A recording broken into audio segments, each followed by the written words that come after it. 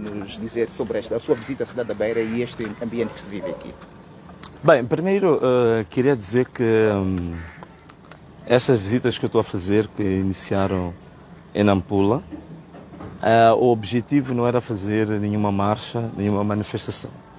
O objetivo destas visitas, incluindo esta, é pura e simplesmente reunir com a delegação política da CAD Podemos, como estamos em parceria, para duas coisas fundamentais. A primeira era, digamos assim, reanimar as nossas delegações em função dos resultados eleitorais que estão a ser anunciados, tanto por apuramento intermédio, assim como por apuramento provincial, que indiciam uma situação de adulteração dos resultados originais. Então tinha que reanimar as nossas delegações, os delegados de candidatura e também prepararmos para a apresentação dos protestos, os contraprotestos e o recurso que vai seguir para o Conselho Constitucional. Como sabe, teremos que juntar editais das 25 mil mesas que é para remeter para o Conselho Constitucional. Então, esta visita era justamente para esta questão organizacional, esta questão motivacional das nossas delegações. Logicamente que em Nampula o que aconteceu, no trajeto do aeroporto até a delegação, as pessoas foram se juntando, não estava planificado nenhuma marcha, as pessoas, a população foi se juntando para saudar, para ir fora e foi criando aquele aglomerado. Aqui na Beira, vinhamos fazer a mesma coisa. Portanto, esta é a nossa delegação política provincial, então estava aqui reunido com a comissão política justamente para estes assuntos que eu aqui estava a falar. E essa reunião já aconteceu e, portanto, quando cheguei no aeroporto, o comandante provincial da polícia veio ter comigo para dizer que aqui na Beira eu não haveria de fazer nenhuma marcha, aqui na Beira eu não havia de fazer nenhuma manifestação, que aqui na Beira eu não havia de fazer nenhuma declaração daquilo que eu pretendia fazer como declaração. Então, perguntei a ele onde é que ele foi buscar essas teses todas.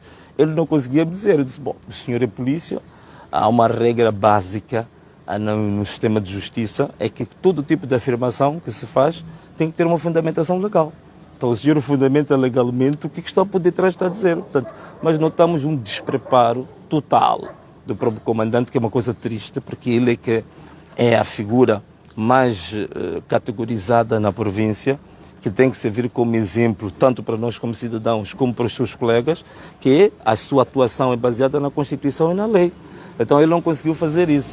Não conseguiu comprovar com base na lei e na Constituição que o que ele estava a dizer tinha algum sustento legal. Portanto, é muito triste, é muito lamentável. E eu disse a ele, eu hoje não venho para fazer nenhuma marcha, eu venho para pura e simplesmente ter uma reunião com a minha comissão política. Portanto, são mais ou menos 17 pessoas. Portanto, não faz sentido, é totalmente absurdo o que eles estão aqui a fazer, a movimentar todas as unidades policiais da cidade, todas as esquadras, todo o equipamento. Temos aqui a Polícia Marinha, temos aqui a Polícia da Ordem, temos aqui a UIR, temos aqui a Polícia Canina e temos outras unidades da Polícia como o Cernic, como o CISE, como o DIO. Portanto, cerca de 8 unidades da Polícia, pura e simplesmente por causa do indivíduo que chegou numa cidade. Portanto, é totalmente ridículo e absurdo. Numa altura em que a cidade da Beira, como vocês sabem, está assolada com um elevado índice de crimes de raptos, de sequestros, de violação de mulheres, de tráfico de órgãos, de prostituição infantil, de tráfico de seres humanos também, para várias finalidades obscuras. E até sabes que na cidade da Beira houve durante um tempo alguns crimes que eram muito semelhantes pelo modus operandi com o terrorismo que está em Cabo Delgado. Portanto, até há quem indiciava de que havia um balão de oxigênio dos insurgentes de darem uma pequena entrada para o Sofala. Portanto, temos todo este conjunto de crimes que precisam dessas unidades especializadas da polícia variadas para mobilizarem os seus recursos financeiros, os seus meios circulantes, os seus recursos humanos, que é justamente para fazer face e garantir a tranquilidade das pessoas. Aí, nunca há meios, nunca há combustível, nunca há homens, os polícias estão desmotivados, não têm salários, não têm subsídios, a polícia nunca está capacitada, não consegue responder, mas hoje conseguiu mover todo o contingente policial de uma província porque pura e simplesmente chegou o Venâncio. Agora, a única coisa que eu quero dizer, e eu já disse ao próprio comandante provincial, e volto aqui a dizer a todas as câmaras da televisão, nós reafirmamos aqui, de pés juntos e firme, que a declaração que nós fizemos, que na segunda-feira está declarada uma greve nacional e geral, nós não vamos arredar o pé desse ponto. E vamos reafirmar com todas as letras de pulmões cheios, firme e convicto. Segunda-feira, todo o país deve estar em sintonia para protestarmos, para manifestarmos o nosso desagrado, desalento, decepção em relação à gestão que está sendo feita do processo eleitoral pelos órgãos eleitorais. Mas também não é só isso, é que aproveitamos também essa ocasião na segunda-feira para demonstrar também o nosso repúdio à situação em que o país, de uma forma geral, resvalou com este regime de 50 anos. Qual é que é essa situação? Nós subimos o índice de incidência da pobreza de cerca de 46% para 62%. Significa que Moçambique hoje tem cerca de 25 milhões de pessoas a viver abaixo do limiar da pobreza. Em palavras simples, 25 milhões de miseráveis neste país. Nós temos agora o investimento direto estrangeiro está mais baixo dos últimos 20 anos. Neste momento, o nosso nível de educação no país é dos piores da África e do mundo. Os serviços de saúde que nós temos já nem são serviços de saúde, são altamente precários, que até se confundem com uma casa mortuária. Nós, em termos de investimento em infraestruturas públicas, estradas, pontes e por aí fora, até somos piores que a última classificação que eu vi do Banco Mundial. A Suazilândia tem melhores infraestruturas públicas do que Moçambique, um país que devia ser um distrito nosso. Portanto, estamos na pior situação nos últimos 20 anos em termos econômicos, em termos sociais e até, por que não, até em termos culturais também. Perdeu-se valores por completo.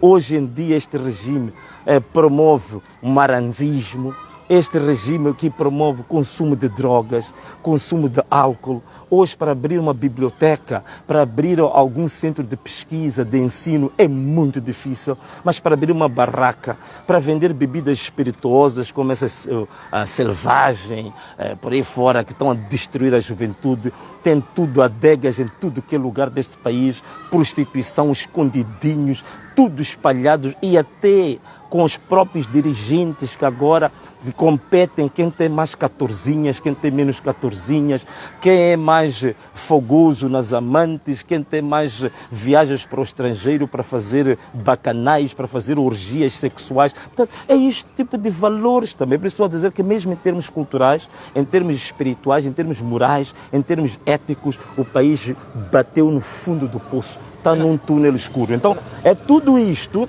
que esta greve nacional e geral da segunda-feira vai representar. Quando fala da greve geral, este anúncio acontece numa altura em que foi intimado pela Procuradoria. Isto por si só, como é que olha, tendo em consideração que já faz esta... Não, é natural, meu irmão. É natural que assim seja. Há quem disse a mim que não, a Procuradoria é um órgão, e toda a gente sabe disso, isso é trivial, que é um órgão que é o garante da legalidade, é o garante da defesa da nossa Constituição e da lei, é o advogado do Estado. No fundo, é o advogado de todos nós, é o advogado do povo. Então, significa que a Procuradoria, tudo o que a Procuradoria faz, como princípio básico da sua atuação, tem que ter uma fundamentação legal. Mas se tu olhares para a notificação da Procuradoria, todas as coisas que a Procuradoria diz que é a sua convicção, a Procuradoria não indica qual é que é a base legal para ter tirado aquela conclusão. Por exemplo, quando fala de incitação à violência, não diz qual é que é a norma, qual é o artigo da lei em concreto que eu tenha violado e em que circunstância. Logo, a própria Procuradoria fez mais um comunicado que eu posso chamar de um panfleto. Fez mais um comunicado que representa, no fundo, uma espécie de uma sentença, digamos, ilegítima do ponto de vista jurídico, né? Quer dizer, que não tem uma fundamentação técnico-legal. E é grave porque a Procuradoria é a nossa reserva moral em termos de legalidade, em termos de fundamentação legal. Então, é realmente um documento que eu acho que não espelha, eu até em princípio tinha pergunta, como agora há muitos fake news. há muitas notícias que às vezes vêm em nome de uma instituição quando na verdade é uma manipulação, uma coisa falsa. Até cheguei a pensar que um grupo de jovens tivesse levado o logotipo da Procuradoria e tivesse feito um texto, porque ao conteúdo formal, técnico, daquele não dignifica, não credibiliza a Procuradoria, não é? É por isso que, em termos concretos, estou a receber a segunda notificação, mas até este momento nunca fui chamado para uma audição, nunca fui chamado para declarações, nunca fui chamado para nada. Portanto, a própria Procuradoria tem consciência de que o que está sendo colocado nestas notificações não tem, digamos assim, uma consistência que lhe permita agir com convicção de que, de fato, o Venâncio está a cometer todo aquele tipo de ilícitos. Portanto, eles próprios sabem que não corresponde à verdade. É mais um exercício propagandístico em defesa e para legitimação do partido que neste momento toda a gente sabe que manipulou os resultados, que falsificou os resultados e que está neste momento a usar a CNE e o STAI, digamos, como os seus apêndices de legitimação de uma fraude grosseira e grandiosa que não tem outra maneira de fazer senão também usar o sistema de justiça para intimidação. Portanto, o que vocês estão a ver aqui é uma intimidação, que é para quê? Para nós não lutarmos pelos nossos direitos, para nós não lutarmos pela reposição da verdade, para nós não lutarmos pela defesa da vontade popular. Portanto, é tudo intimidação. Não tem nenhuma base legal, não tem nenhum fundamento na lei o que está sendo feito. E já agora, terminou o encontro, o que é que vai ser? Aqui na Cidade da Beira tem outra agenda? Ou... Não. Na Cidade da Beira é exatamente isso. Vir a reanimar, não é, o nosso pessoal, virmos neste momento, estamos a fazer a nível nacional a agregação dos editais originais, estamos a tirar cópias, estamos a fazer o scan para termos o registro também digital de todo o material e estamos enviando pouco a pouco para Maputo para ver se depois do anúncio dos resultados pela CNN, o anúncio dos resultados nacionais, a gente tenha condições para rapidamente apresentar o recurso ao Conselho Constitucional. Portanto, este é que é o nosso fundamento, a nossa preocupação, porque isso envolve uma ginástica muito grande, tanto em termos financeiros, como em termos organizacionais, como em termos, digamos assim, de capacidade jurídica de fundamentar o recurso. É um exercício gigantesco. Então é isto que estamos a fazer, portanto, a nível nacional. E também, por outro lado, a parte motivacional, né? Motivar as pessoas, motivar os jovens, e temos que continuar firmes, temos que continuar a lutar com base em todas as janelas que legalmente existem para o efeito. Uma das janelas é exatamente a manutenção da nossa greve nacional para segunda-feira, que é um direito básico que todo cidadão tem de aderir a uma greve, seja no setor privado ou no setor público, querendo. Se não quer, não adere. Mas querendo aderir. Mas aderir à greve não precisa de autorização de ninguém. É uma greve pacífica? Sim, é uma greve pacífica, não vamos destruir bens públicos nem privados. É uma greve exatamente de paralisação da atividade econômica. É só isso. É parar de fazer a sua atividade. Mas nada, no setor público e no setor privado. É só isso. É mesmo uma greve, não é uma manifestação pública de ataque a instituições. Se isso acontecer, está fora do padrão daquilo que nós queremos. É apenas paralisação das atividades. Apenas isso. Não é mais nem menos do que isso. E aproveito agora também os objetivos da televisão para dizer que aquilo que aconteceu em Nampula, sabemos que o comandante, o diretor da ordem em Nampula veio com mentiras grosseiras, que é uma coisa realmente horripilante. A ideia que eu sempre tive desde criança de polícia é que a polícia era reserva moral. A polícia era, digamos assim, o espelho, o protótipo da seriedade, da lei, do respeito pela verdade. Então, olhar para um diretor da ordem de uma província mentir de uma forma tão descarada, tão tranquila, que parece um bandido ali de esquina, de fato isto choca qualquer um. Portanto, ele chega a dizer que o Venâncio ordenou que os seus seguidores atacassem a polícia. Isto é de uma mentira grosseira, porque graças a Deus, todas as nossas atividades públicas, nós fazemos os nossos vídeos. Então tem uma live que filmou todas as etapas. Quem quiser é pegar o vídeo, vai ver claramente. Não existe um único momento que o Venâncio tenha dito aos seguidores que ataquem a polícia. Pelo contrário, nós iniciamos a nossa atividade no aeroporto, o diretor da ordem veio falar comigo, o chefe das operações estava ali presente, saímos do aeroporto, foi colocada uma indra na parte frontal da nossa delegação, da nossa caravana, e também na parte posterior, portanto, a última viatura da polícia. Portanto, nós estávamos entre duas viaturas da polícia e andamos 45 minutos em harmonia total com a polícia, cumprimentando as pessoas, saudando toda a gente que estava nos passeios, de forma harmoniosa. Até às vezes, quando mudávamos de rota, parávamos um pouco, avisávamos a polícia, olha, apetecíamos, no nosso desejo, até chegar à delegação, gostávamos de passar desta rua. E eles diziam, não, esta rua sim, esta rua não, e foi assim, durante 45 minutos. Mas quando chegamos na rotunda, a famosa rotunda dos Correios, ali é que a coisa muda. Pura e simplesmente, a polícia, sem coordenar conosco, sem falar conosco, começou aos tiros para o ar. Começou a disparar indiscriminadamente. Os jovens começaram a ficar nervosos com o assunto. Houve, de fato, muito nervosismo dos jovens, eu concordo. Até os jovens começaram a pegar em pedras, porque estavam, de fato, a não compreender como é que é possível uma polícia que vem conosco, coordenando conosco, harmoniosamente, e de repente começa a disparar para as pessoas. Então houve muito nervosismo. E como se não bastasse, foram buscar outras unidades da polícia anti-motim. Portanto, já vieram com um tanque de jato d'água, vieram com gás lacrimogéneo e começaram também a disparar balas verdadeiras. Neste momento temos um saldo de 3 feridos de alguma gravidade. Um jovem que levou em 2 pernas, balas verdadeiras, um jovem que levou nas costas e um outro que tinha levado no braço. Esse do braço já tem alta, penso que até deu uma entrevista que vocês próprios estiveram lá a presenciar.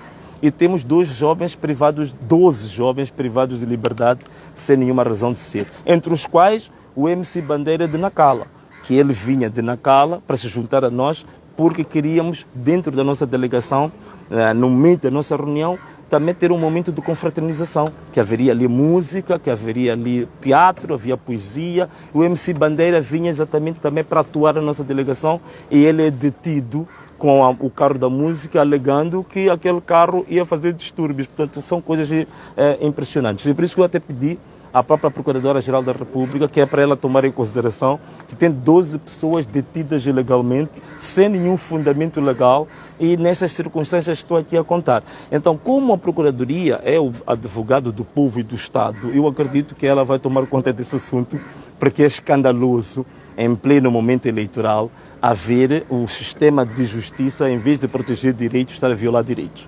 Ao invés de preservar o cidadão e permitir um campo aberto para que os jovens, os cidadãos façam usufruto das suas liberdades, privar essas liberdades sem um fundamento. Quando se priva uma liberdade de alguém, é uma questão excepcional. A regra num Estado de Direito Democrático, a regra é a liberdade. A regra é a pessoa estar, digamos assim, usufruindo dos seus direitos plenos que a Constituição diz. Se você limita um direito, se você limita uma liberdade, tem que haver um fundamento legal muito bem, digamos assim, elaborado para justificar a limitação da liberdade. Então, o caso de Nampula não existe. Tem pessoas que são detidas ilegalmente que não há nenhum fundamento legal sobre isso. Também aproveitava esta ocasião, que é para esclarecer a questão de Nampula, que realmente é vergonhoso, é triste, um comandante, um diretor da ordem de uma província mentir de uma maneira tão desbragada, tão primária e tão primitiva como ele o fez, não é? Muito obrigado. Muito obrigado a todos. Então assim nós tivemos também em direto para o nosso canal oficial do Venâncio Mondlane, e vocês estão aí assistindo. Um forte abraço, um beijo e, como sempre, tchau! Já? Já.